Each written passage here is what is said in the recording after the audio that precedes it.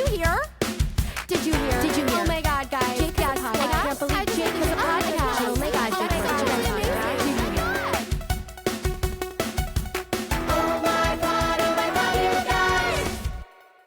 What's up, everybody? My name is Jake Workman, and this is Oh My Pod, you guys, a musical theater and pop culture podcast. You guys, we made it to 100 episodes. Can you believe? I mean, when I started this, you guys, I had no idea where it was going to go, who I was going to speak to, what it would become. But it has truly been the absolute joy of my life to get to do this and speak to amazing people. You guys, 100 episodes and our 100th guest and our 100th, hello, I'm having a stroke. Our 100th guest is the incomparable Solea Pfeiffer. Are you kidding me? Are you kidding me? I'm so excited to speak to her and for you guys to hear our chat because it's so much fun. But before we get into it, we of course have to dive into the Broadway world, recap this week, and also celebrate a happy new year. You guys, 2025, it seems like a crisp, sharp, like round little number, 2025. I love it. I'm excited for this year. There's much on the horizon that I cannot wait to share, but I want to hear from you guys as well, because I feel like implementing the video element to the pod has really made me feel like I have more of a connection to you, the listener, the watcher. And I want to know all your thoughts. I want to know your hopes and aspirations for the new year. I want to know what you want to see and hear on the pod in this new year, who you want me to speak to. I want your questions for my amazing guests. I want you guys to reach out to me with your burning questions so that I can ask them on the pod. But yeah, you guys, this year is going to be amazing. Lots of happenings on Broadway this year. It's going to be cuckoo nutty pants. And with that, we of course have to dive right into this week's Broadway World Recap, brought to you by my amazing pals at BroadwayWorld.com. Okay, first, you guys, we have to talk about the very exciting announcement that Mr. Greg Hildreth is going to play Amos Hart in Chicago the Musical on Broadway. You guys, I feel like every episode there's a new casting announcement for Chicago the Musical, but I am so excited about this one. Greg is such an amazing performer. He was the original Olaf in Frozen. He's done so much, and he is also a lovely human. So that's a wonderful addition to the show. I'm so excited for him. He takes over for the wonderful Mr. Red Concepcion, I believe on January 6th. But I'm very excited for him. This role kind of feels perfect for Greg, and he's also, I'm like, Amos, you know, he doesn't have to be like drop dead gorgeous, but Mr. Greg Hildreth is he's gorgeous. He's kind of handsome. He's kind of sissy. So excited to have him in the building. Hoorah. Okay, next, you guys, this isn't, exclusive to Broadway World, but we finally got the cute. We got the streamable Wicked movie. I bought it. I will watch it every day until the day I die. And you guys, John M. Chu shares some like crazy behind the scenes stuff at like the making of Wicked. It's so fantastic. I cannot recommend it enough. You have to get it. But that's also on Broadway World. So check out the article about Mr. John M. Chu on BroadwayWorld.com. I'm feeling silly, you guys. I don't know what it is. Hi, it's 10 in the morning. Next, you guys, we got a very exciting announcement that the Hollywood Bowl is set to present a new production of Jesus Christ Superstar this summer. You guys, this is going to be wild. The Hollywood Bowl, I've actually never seen a musical at the Hollywood Bowl, but I'm really intrigued by the way that they can like use the acoustics and use the sort of like outdoor, experience to enhance a show like Jesus Christ Superstar. Huge. And I cannot wait to keep you updated on all of the casting for that, because it is going to be stacked, darling. Honestly, it's probably going to be a lot of LA people and New York people, so we might get some movie stars at the Hollywood Bowl. We might get some fancy pants people. So very excited to keep you updated on all things Jesus Christ Superstar. Okay, lastly, you guys, I just thought it'd be super fun to do like a year in recap because Broadway World shared the like top moments of the year. So, rapid fire. Here we go. We have Wicked, obviously. Cynthia, Ari, come on the pod. You know you want to. Next, we have The Rise of Cola Scola. Miss Cole, get your ass on the podcast too. We've spoken ad nauseum about Miss Cole Escola on the pod. Icon, legend, star. And if you don't see O'Mary right now, you're dumb.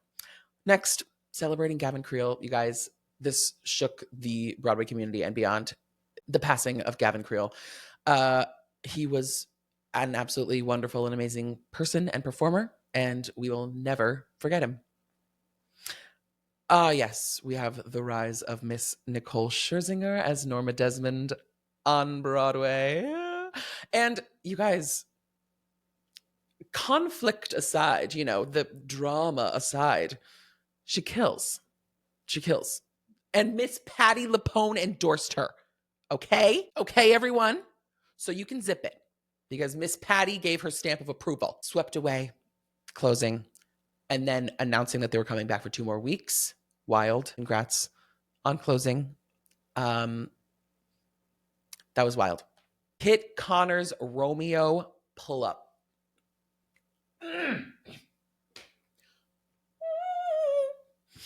Kit Connor, that pull-up to kiss Juliet. I don't have any more words about that.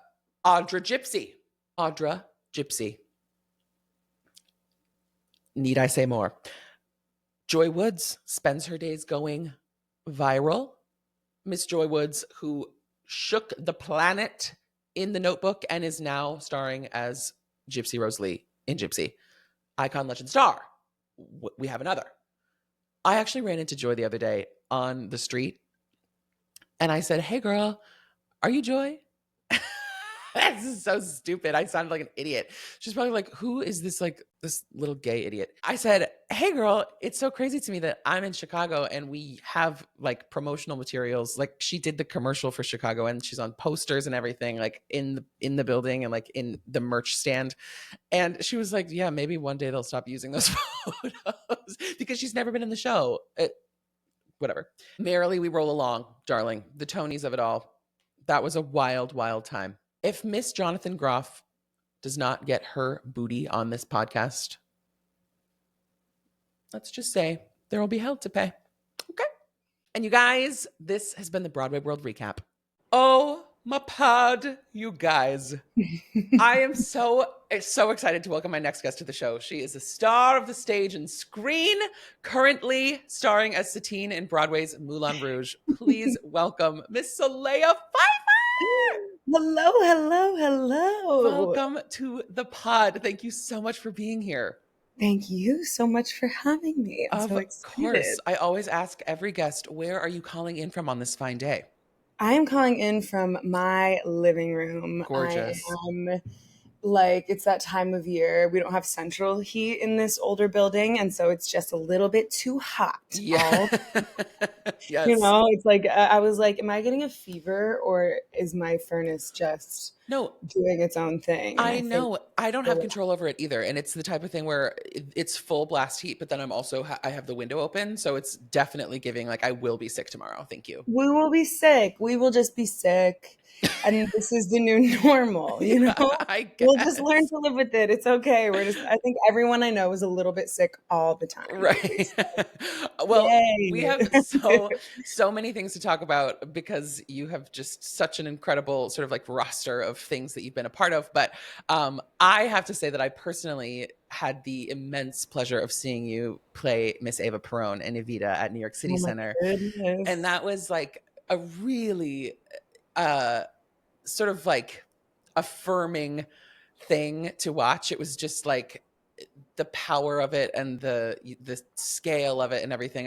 We did a production of Evita in college, and so then it was like one of the most amazing things I've ever seen, truly. And you were just unbelievable. But I would love to know about the experience of of filling that sort of iconic big white ball gown? Like, did you? Yes. It wasn't, it wasn't the like fully staged choreographed production or whatever, but it was giving production. There was choreography, Yes. costumes, all of it. It was giving the new normal for City Center, which is like, is this a staged? I feel like if someone is holding a binder, we're calling it a staged concert these Yes. days. And with that one, I don't think anyone, like, it was just like, it was like, you will be off book and ready.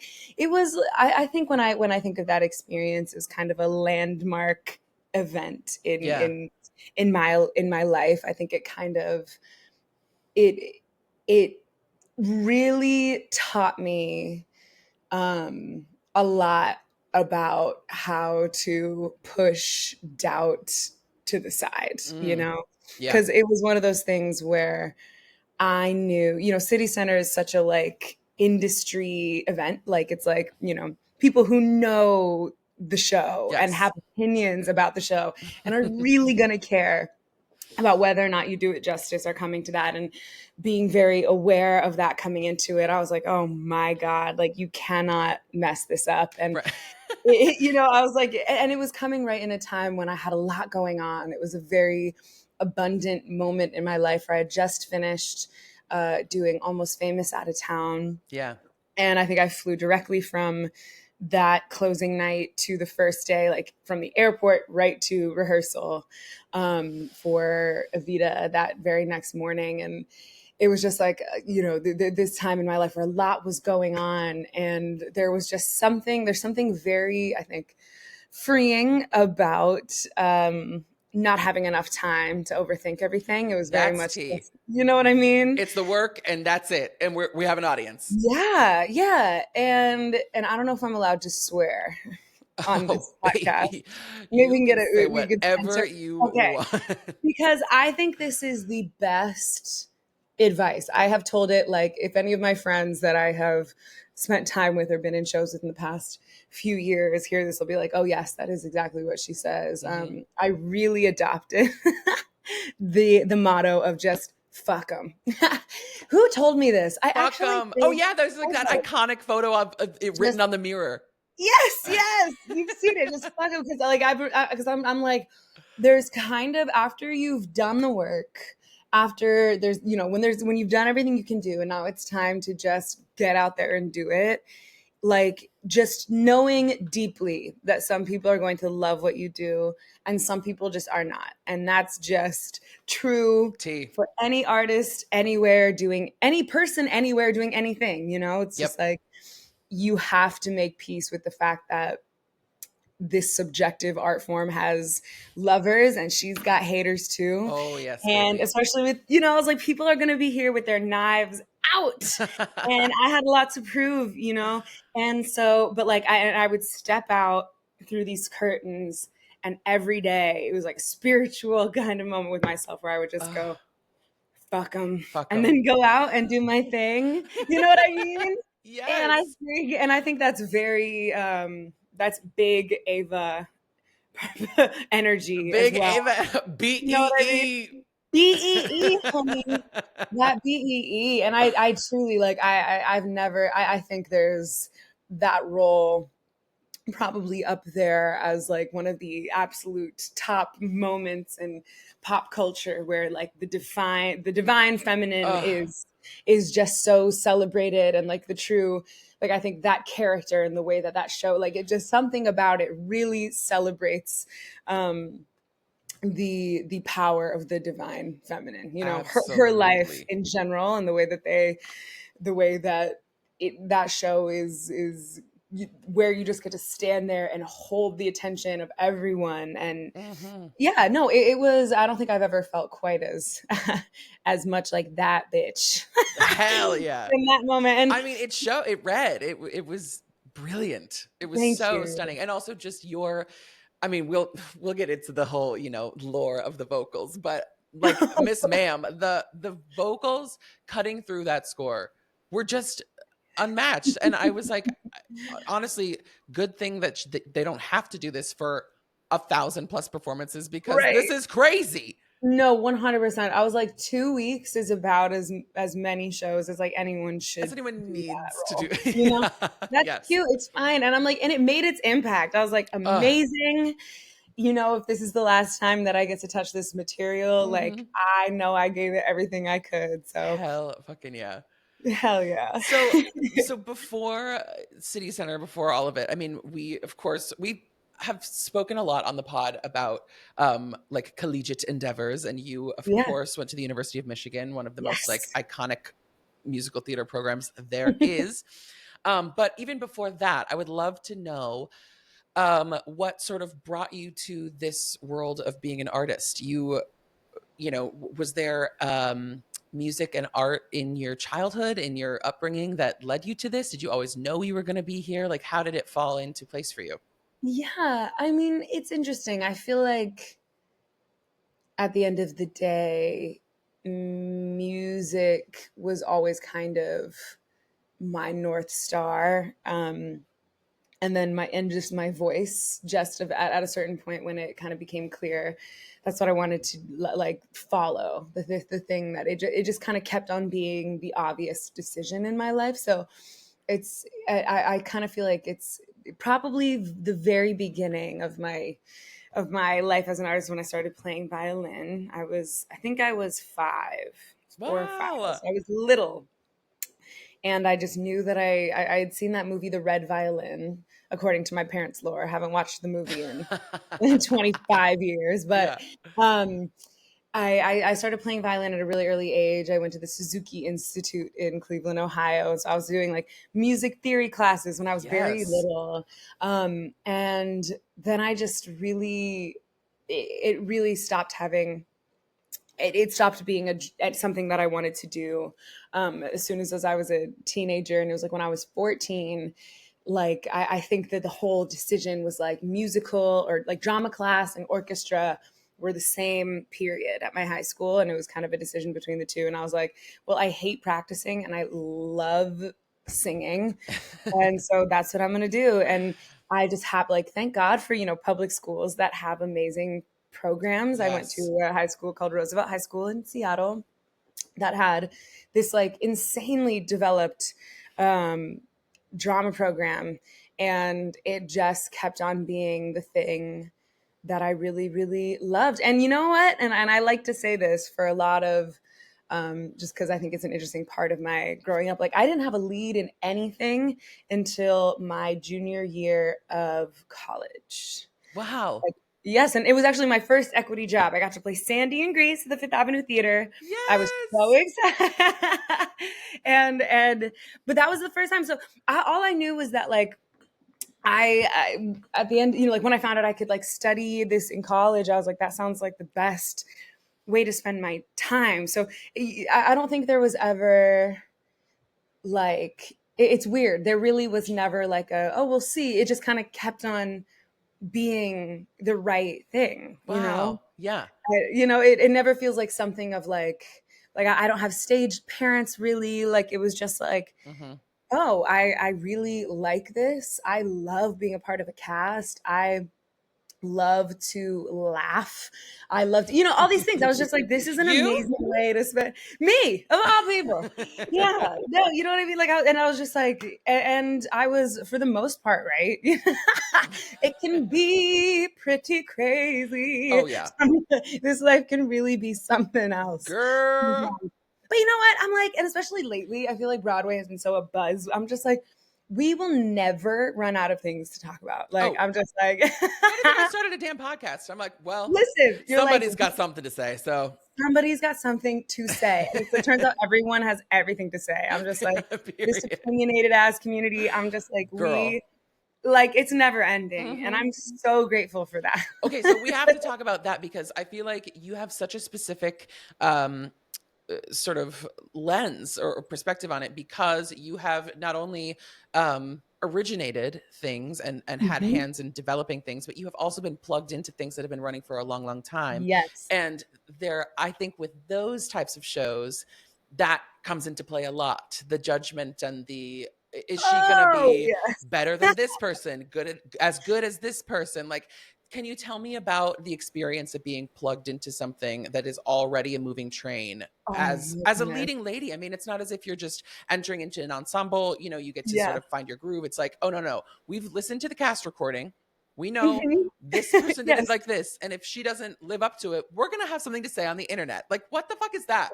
100%. I mean, listen, let me tell you, replacing on Broadway is not for the faint of heart. I wouldn't go as far to say I wouldn't recommend it, but because it's been such a blessing both times in Yeah. my life. But it is not. It is not. It is a totally different art than creating something. It is Right. a different kind of skill, a different kind of part of your art. It's a completely different artistic muscle, I think, and something that I really felt like I had to get used to in both of my experiences. Luckily, like I had the experience of entering a really beloved show kind of as my first job, doing Right. Hamilton right out the gate Yeah. when it was already so beloved. Was crazy because like immediately the internet, like all these comparisons of all of us like just existed so Yes. quickly. The bootlegs of it And all. you know what I mean? Like the bootlegs of it all. And you know, I think it's so amazing the way that like I feel like this is such an amazing time to be a theater kid. Like if I had been, you know, Oh, if I was of in high school, course. like oh my gosh, like I feel like Eating it TikTok, up. you know, like TikTok has really kind of changed the landscape of what it means to be a fan for this, but now it also means that every day when you're at your show, your worst day could go viral on the internet. And that is a different kind of frustrating pressure, but it's just the reality, you know? Yeah. And that's where lady everyone would say with me, fuck them Fuck comes into play. up! Just fuck them. Where Yeah. it's just kind of this thing of like, I honor and revere the fans of this show so much. And like, thank God, like they are the people who keep this industry working and going, and they give Yes. us so much love. And it's always like for the most part, like I just know now to like I never go on Reddit, I never check the comments. No. I just have to be like, listen, I'm doing my best today. Or if I'm like, you know what, I'm sick but I can't miss out on a paycheck, like I think those are things that people don't take into account of just like, you know, at the end of the day, most Broadway performers, like I think sometimes there can be an inflated sense of like who we are, maybe Yeah. like, and you feel that you know, where it's just like it's so amazing to, you know, you're this larger than life person Mm-hmm. on stage, and then you're going home to, you know, a fairly humble life Yes. generally, A normal you know, uh, except for New York like a City few, apartment. And yeah, it's yeah. like we're, you know, we're like living a life that is probably actually very similar to the people who are kind of wondering what ours are like, and maybe they're Yes. not, maybe I'm assuming that, but you know, there are moments where if you're, you know, in this the past few weeks where everyone's been so sick, where you're Yes. just kind of like, oh man, like I know that I don't sound my best today, and I know someone is filming me, and there can be no disclaimer before the show being like, hey y'all, like Right. I had By the way. laryngitis yesterday, like I had to take prednisone or whatever to make it through the show, like, you know, it's just like, but there is like, I think it's I take a lot of pride in my ability to just be like, it's, if I am doing my best, if I'm giving you all that I can today, and I promise you I am, then it's all out of my hands from this point on. And I have to 100%. assume the best out of people. And if I can't see it, I will just assume everyone is giving me the highest of praise. Yeah. So, you know what I mean? I'm just like, I'm just going to assume the best out of the internet and not check for myself. Yes. I mean, that honestly, it's so different. When I made my debut and I continue to perform in Chicago, I'm a vacation swing or standby or Mhm. whatever. So but it's Chicago. So there's always this sort of level of anonymity because Sure. no one who is taking bootlegs is coming to Chicago the musical. It's like mainly tourists and lovers of the show. You know, it's been around so long that people aren't really like, oh, on any given Tuesday, let me just take a little video and throw it on the internet. Like no one cares about like a bootleg of a little bit of good on a Sure. Thursday matinee. So like it's You so never different. I don't have the experience of people being like, I got a good video of you. I'm like, what? Like, what do you mean? That would make such a difference in just like the day-to-day approach of like, girl, I better be warm enough because somebody out there has their fucking iPhone. You know what I mean? And it's like, I think Hadestown, way more so than, because that was really like the first. Eva and Reeve, they'd been there for so long, like I think, and the fans of that show, and with good reason, like that show means so much to the fans, and the characters have really the life of their own, and I think there's just so much to obsess over. It's so worth obsessing over. It's just such this incredible piece of art. And Yeah. so becoming in as like one of the first person after that on Broadway, like it was like, I get it. You love your girl, and I will never try to take her place in your heart. And mostly it's just kind of like, I think even if ever like if the comparisons got intense, I'm just like, you know what, that there is even this passionate of a discourse happening about this means that the future of our industry is in good hands. Exactly. The girls care. Okay. Yes, they do. The girls, gays, and theys have something to say. Okay, the girlies, the gays, the theys really, really care. And that's amazing. So, at the end of the day, like, it's still a good thing. I'm It just is, like, it is. I can take it. Like, if you need to, like, ride hard for your favorite show on the internet today, and maybe it takes form in whatever, not that I condone that necessarily, but I'm just like, go off, okay? Yeah. Live your life, love what you love it so hard that you take to the forums. Because you're like, at the end of the day, I'm still here, darling, and I will still get the paycheck, and I will still sing the songs. So yes, you're like, it's my job. Yeah. Like, this is literally how I pay my rent, and so I gotta be here. So I would love to ask about your experience of truly becoming a very sought after leading lady on the Broadway as a person of color, because there is weird colorism in the Broadway community, and you are someone who is a clear example of the talent and the grace that it takes to lead a company, but also you are such a beautiful example of for young women of color that they can be in this position, especially in originating things like Penny Lane in Almost Famous. Like, would you talk about your experience, or have you had experience with younger women, young girls, especially young girls of color, who get to see themselves in you on stage? Yeah, definitely. That's such a great question. And I think like my racial identity within the world of musical theater has been a really interesting thing to examine over the past, like, and it's crazy that I can kind of say this now, almost like a decade of my life since I've moved here. Oh my God, bleep that. Since in the past year, since I left Michigan, it's been, and actually I wrote a whole solo show about this. It's streaming on Audible. But all that to say that it's an ever evolving, always becoming more nuanced conversation, I think, for the way in which and how people see themselves in you.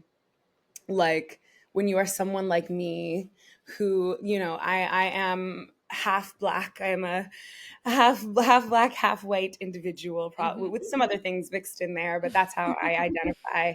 And knowing, that for sure, the privilege of being a very light-skinned, mixed person, being very clear about knowing that has to have a factor in my success. You know what I mean?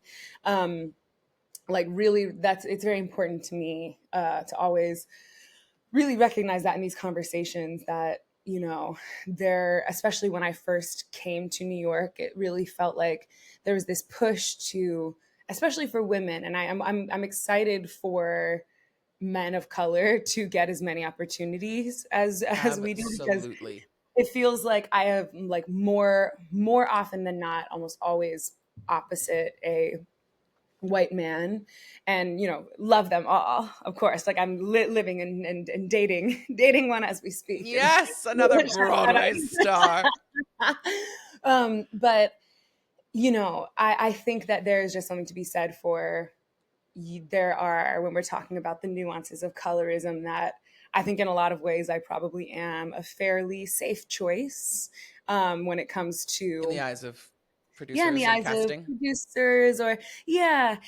But I think what has been, and as things come up, being very aware of, like, within certain stories, if it is a story where I'm like, I know that within this story, the representation, the person who needs to be represented, the person who needs to see themselves within this, they're not going to see themselves in me necessarily. So that means something that I shouldn't do.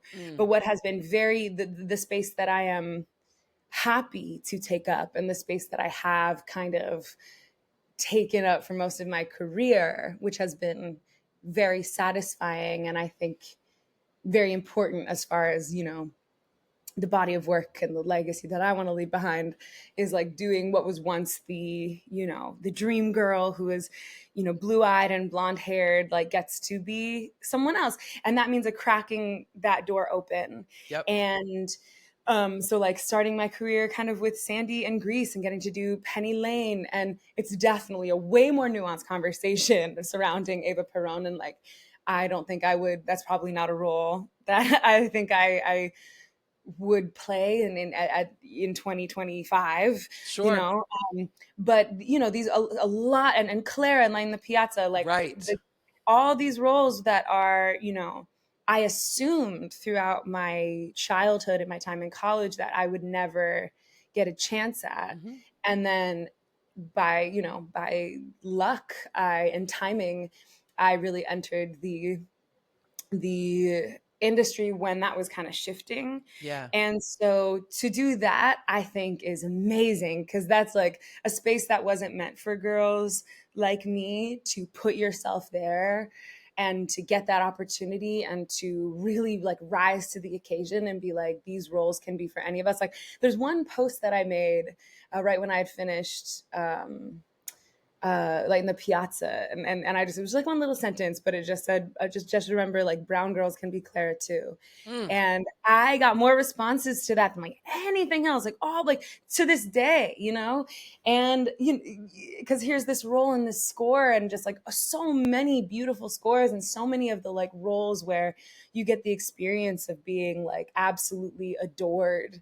Those are really for the white women. And a lot of Yep. the other, and I've played a lot of other roles. A lot of times for the roles written for women of color, as incredible as they can be a little brutal sometimes. And that's just what I've noticed, as someone who has the privilege and who has been, asked to be in both of those worlds. I'm just like, there's a very stark contrast Yeah. in the experience of,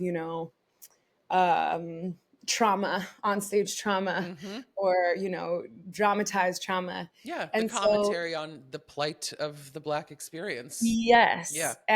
And so, and I've now had, I've noticed that whenever I'm specifically half Black in a story, Uh-huh. it also follows the same, it's still the same thing, where, like, it's like you're duplicitous and you get pregnant and you're in danger. And I'm just like, Right. well, it's a fascinating thing.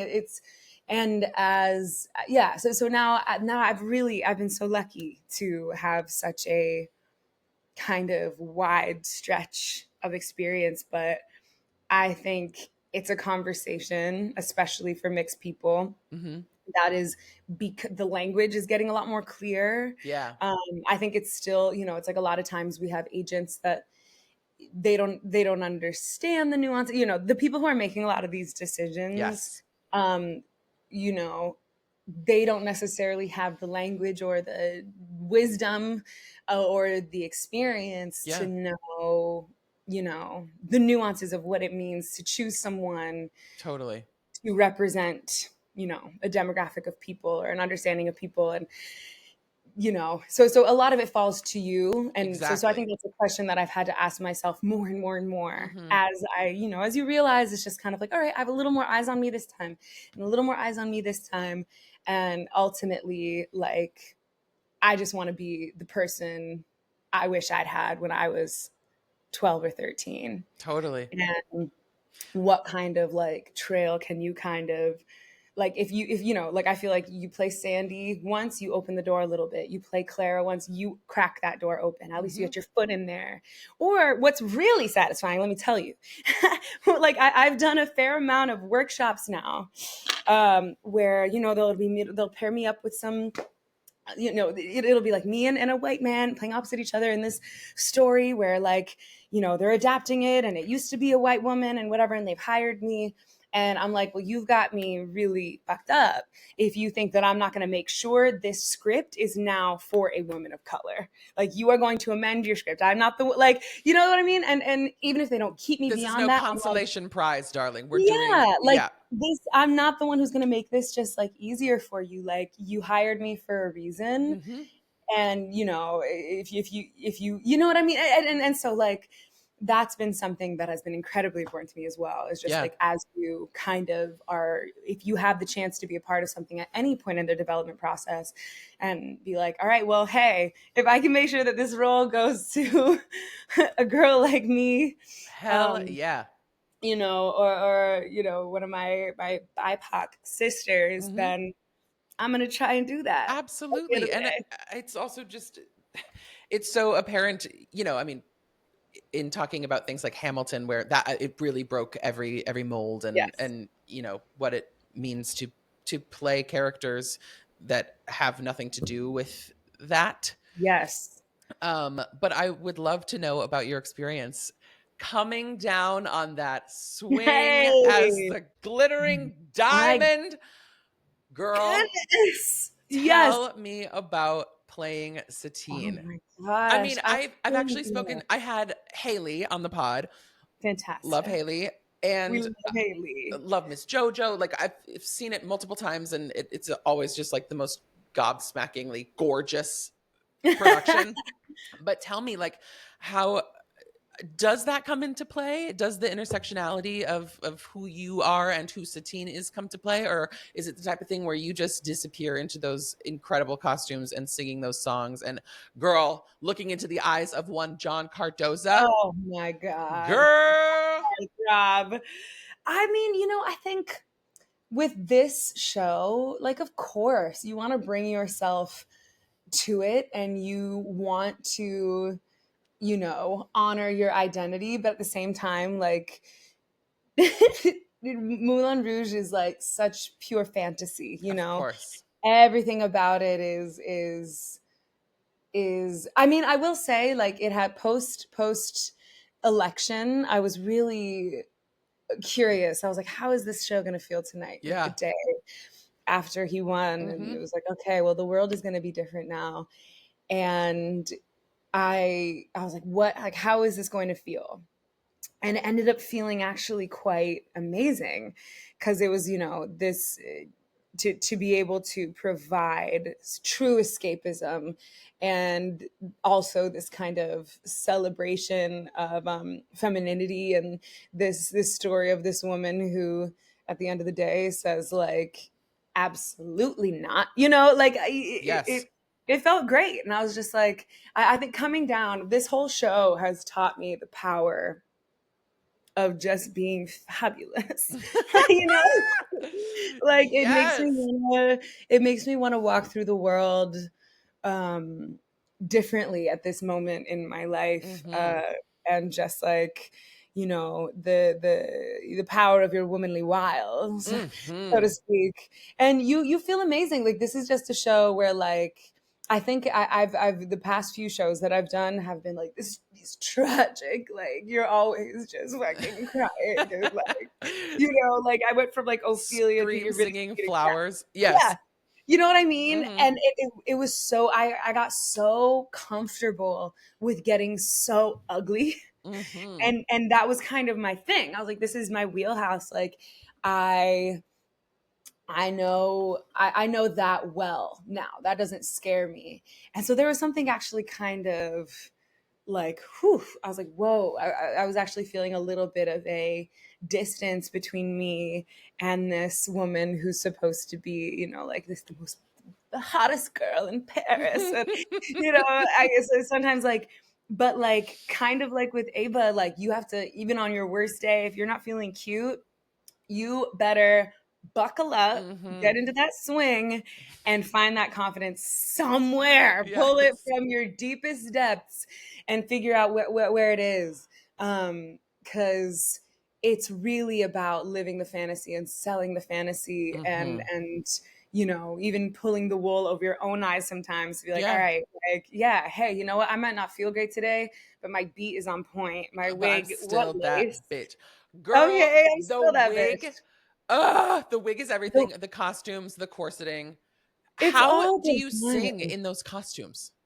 Listen, I'm not gonna lie. It's a little bit of a learning curve at Yeah. first. And I actually like it was a quick turnaround with this. I think it was like, what was it? Maybe like 2.5 weeks, and then we had our put in. Like it was just like that. Go. And so I was like, oh, like I have done things quickly before, and da da da. Like it, I think it took me like a month and a half, maybe 2 months even, to be like, now I am ready for people to come look, see me do this. Yes. You Well, know what I because mean? that's the reality of any other, like if you Truly. originate a show, you're rehearsing it for weeks, months, a year Yeah. before you Yes, and get that's it. what I'm used to. I'm used to being like, oh, you know, fail in the room, fall on your face, Right. and I'm like, this is not the case How long did you rehearse whatsoever. Eliza? How long did you have before you joined Hamilton? We had a while. That was because and that was like we got to do it from the ground up, as in everyone was new to it. Yeah. Like the whole company was learning it together. Yes. And so it wasn't like any moment of like, you know the feeling of just like you with an associate being like, all right. And especially with this show, they're like, all right, so you're gonna come over here. 6 men are going to lift you up. You're gonna be stiff as a board. They're gonna take off your dress, and you're like, okay, all right, totally. You're like, I guess I'll believe it when I see it. I'll believe it when I Literally. see it. Yeah, just like the details. Like this was just like the most tech heavy. This is definitely the most tech heavy show Oh, I've ever. You know, the absolutely. sets are divine. And so that was my main thing. I was just like the technical elements of this show and the costume changes. Like this is just a show where I've never had a show where there was no downtime. Right. None. Right. Like if you are not on stage, like the longest break you have is kind of like right before you come down, and you're starting the show with 2 corsets buckled into a swing coming down. Like I'm just like I was sweating bullets for the first like 2 weeks. I was like, and I was like, maybe this is just my life now. Like maybe this is just what it is, and I'm just gonna be like sweating and freaking out. You know, like I'm not gonna lie, I was freaking out. I even had a brief moment where like, and they told me they're like, all the Satines go through this at some point, and I was like, what? So I think we need to make a handbook. I'm like, the next girl coming in, I'll be like, hey, get on your antacid game immediately. The course is like, I had like, yesterday. yeah, okay, yesterday, babe. Like, get your gastrointestinal situation together because it is not a walk in the park. Like wearing the corsets, especially because when you're in your fitting, you're like, you could take it in tighter. Oh yeah. You know, like you're really feeling yourself, and then you're there, and you're like, oh my god. And so now I know, you know, like I gotta have dinner 2 hours before the show, like minimum, and like how to drink water throughout it, all these things. Like the role itself, I'm like, hell yes. The past 10 years have been really preparing me for a role like this. I'm ready for that. It was the technical stuff and just like the body stuff on top of it. Absolutely. That just you kind of aren't going to know until you're doing it. And so, you know, like I had to learn the hard way about like there was like I think I had like a week where I was like, oh my gosh, I can't eat anything. I can't swallow anything. Like I literally, like my whole, like my anything I would swallow, I would like feel the entire, even water. I'd be like drinking water, I would feel it all the way down. You know, just like sour boots. And it was it was something. But you know what? We made it on the other side, and now I can look back and laugh. It has become a funny memory for me. Does it feel in your bones now? It does. It really does. And I really am so lucky to be able to do this with John, who is just like such an incredible, like, I can't believe that we get to do this together. Honestly, like I was having we had our first show of the year, you know, last night and together. And I was just like, oh my God, how lucky. I was looking at him and I got kind of emotional. I was like, I feel so lucky that we're the exact same age. Yeah. We've had so many similar experiences. We have the exact same perspective on what this opportunity means for us at this moment in our lives. And those so, voices together, oh, honey. His thank voice you. with yours, I can't even handle it. His voice is absurd. And it's that every day. Like he allergic to a B show, allergic to a march. A mark. He can't do it. It's insane. I'm like, how are Allergic to you a doing this? mark.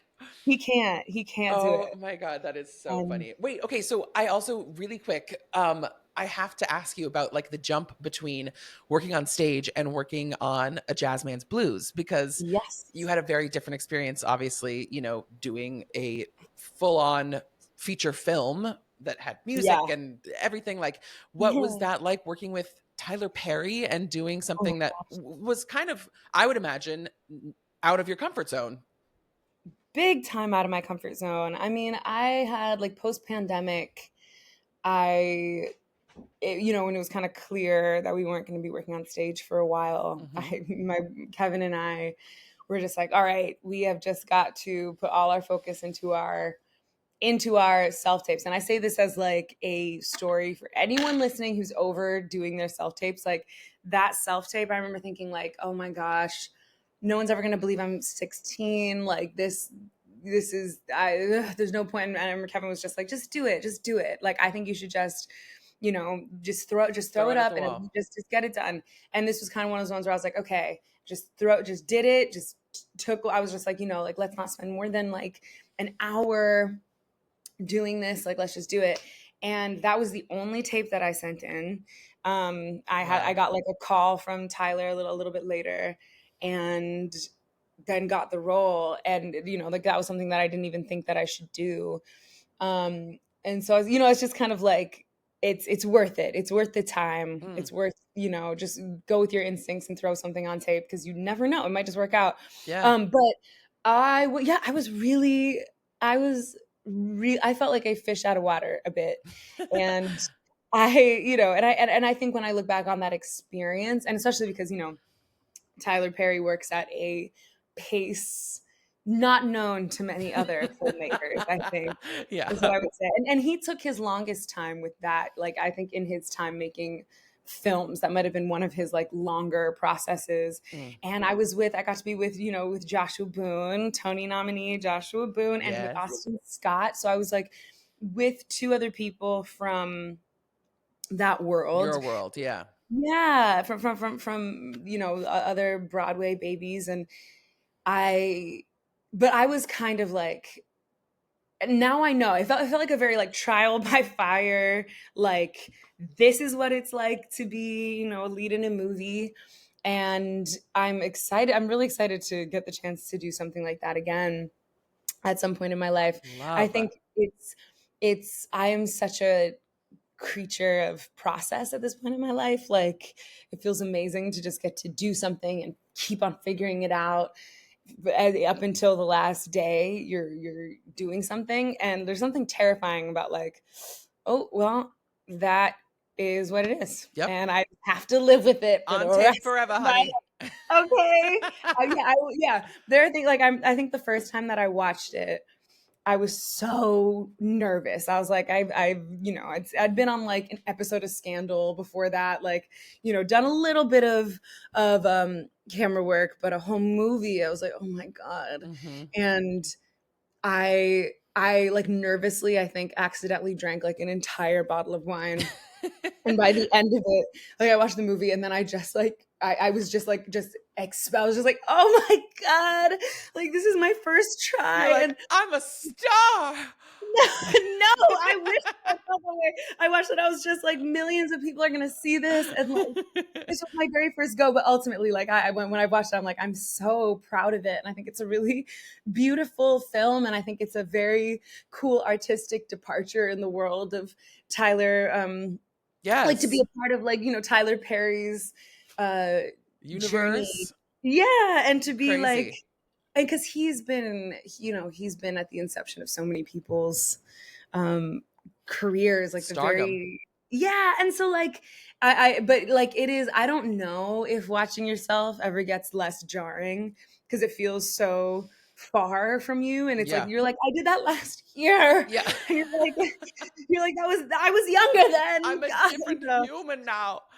Oh my God, Exactly. that is And so, hilarious. But but also how special that you do get to be able to look back at it. And the difference yes, in doing theater versus doing that is like you will have that for when, if you ever have kids someday, or you want to show yes, people 20 years from now that you did that. It's like a real stamp in time. It's so cool. absolutely. It's really the coolest thing. Yeah, when I kind of look back like on my life, I'm kind of like, wow, a lot's been going on in the Yeah. past couple of years. Before then I, and after that.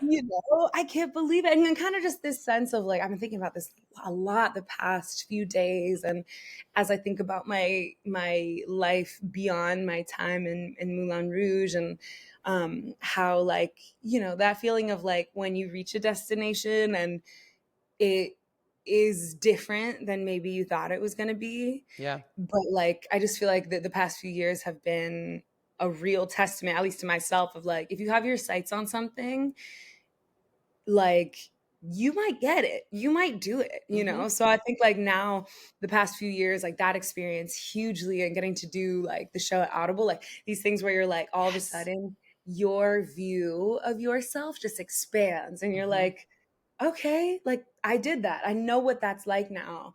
And I did that. And I know, and I'm doing this. And then it's different than the last time I did it. But like it's just, Yeah. there's something about like the evolving like perception of yourself and what you're capable of. And I think like the one of the main things with that experience was just like, wow, like as far as like certain auditions for certain things, like I took myself out of the running before anyone else did. Yep. And that was such a testament to just like, just do it, just try. Like T. you're never going to get it if you don't even try. So yeah. Love that. Yeah. Okay, well, Solea, I am just obsessed with you, and you are such a delight. Okay. Before I let you go, I have a series of musical theater rapid fire questions that I ask every Okay. guest. Are you ready? These are opinion based, just for you. Okay. Sondheim or Andrew Lloyd Webber? Sondheim. Sweatpants or jeans? Ooh, lately. I'm okay. I'm trying to be more fabulous. So I guess jeans.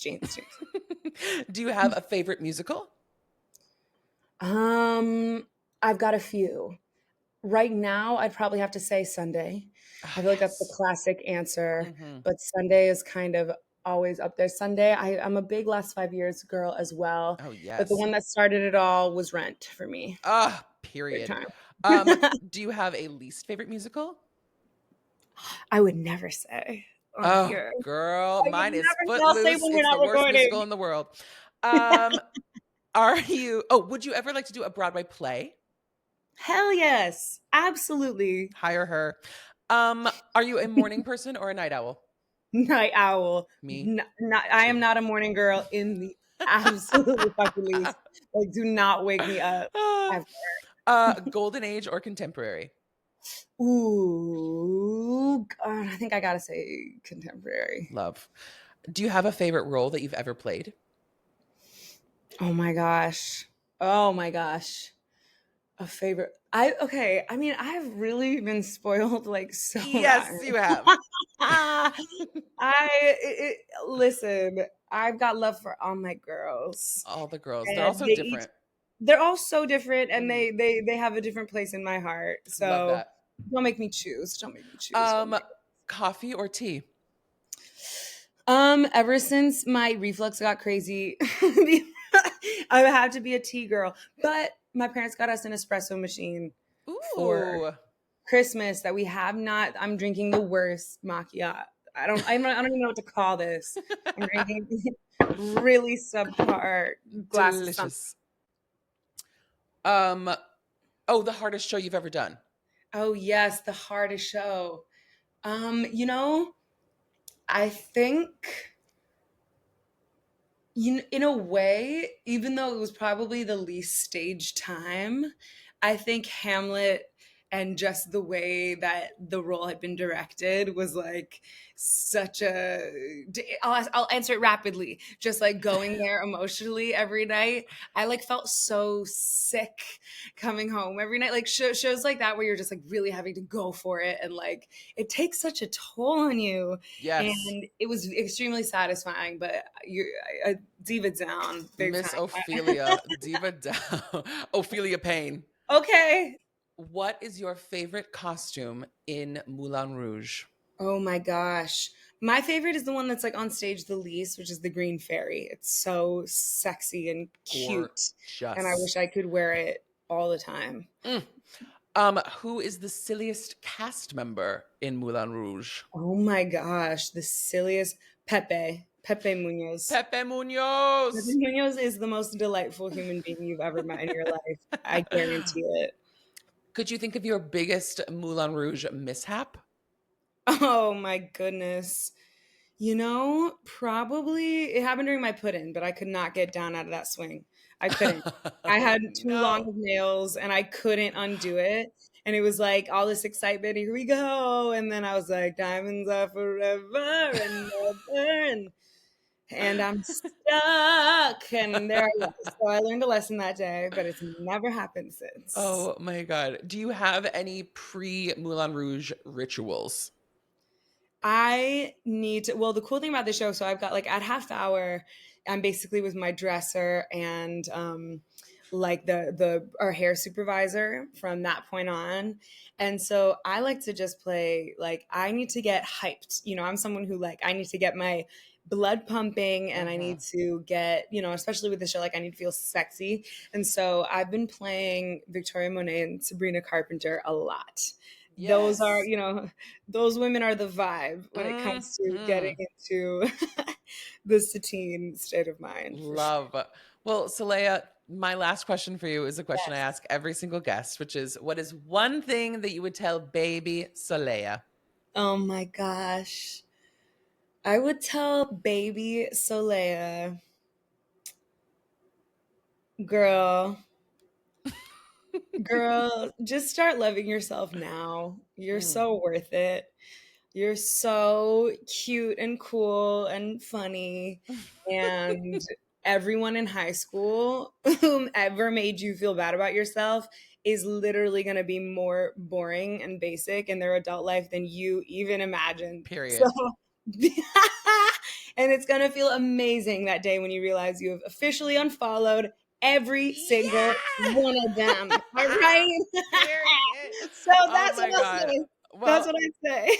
I just adore you. Thank you so much for coming on the pod. Would you tell the listeners where they can find you on socials and keep up with you and come and see you at the Al Hirschfeld? Absolutely. They can come see me 7 shows a week at the Al Hirschfeld when the glorious Haley is playing Satine once a week. But I am at _Solele on Instagram. I know her well. That's pretty, I think I'm on Threads too by accident. So if you have any interest in seeing everything I've ever put on Instagram on Threads, there's also that. And I actually have 3 shows coming up at the Carlisle this coming April. So if that is of any interest to you, you can head over to their website and book a ticket the week of April 22nd. Yes. So I hope to see you there. I'll be singing so many things. Hell yeah. Yay. Thank you so much for being here. You guys, that's it for another episode of Oh My Pod, you guys. Don't forget to rate, review, and subscribe anywhere you listen to the pod. Please leave comments and ask questions because I want to know what you want to know. Thank you so much for your love and support, and I'll see you soon. Bye!